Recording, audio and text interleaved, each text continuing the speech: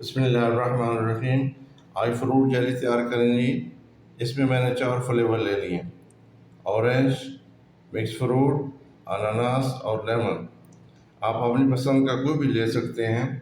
Market میں مختلف قسم کے فلیور اویلیبل ہیں۔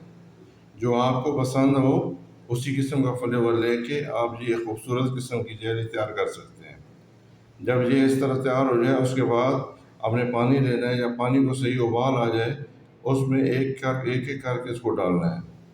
لیکن یہ ایک ہو گیا، اس کو جب یہ ابل جائے، تھوڑی سی ابل جائے، اس کے بعد اس کو ایک کھلے ڈبے میں ڈال دیں۔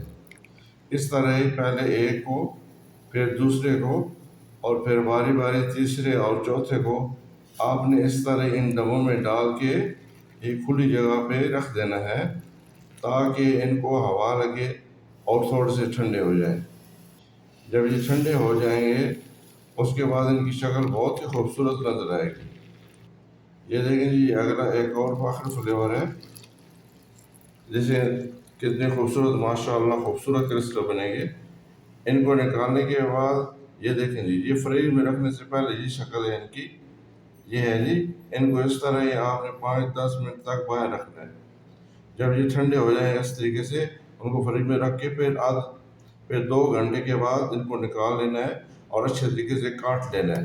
ماشاءاللہ تبارک اللہ، پہلے لمبے طریقے سے کاٹنا ہے اور پھر چوڑے طریقے سے۔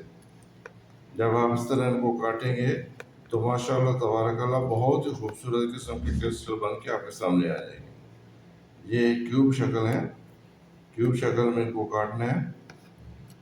دیکھیں جی کتنی خوبصورت، چمکدار اور کرسٹل کی طرح یہ بالکل ٹرانسپیرنٹ قسم کے کیوبز بن رہے ہیں۔ جب یہ اچھی طریقے سے کیوبز بن جائیں تو ان کو پھر اسی چھری سے جگہ سے کر لیں۔ یہ دیکھیں جی ماشاءاللہ آپ کی جیلی تیار ہے۔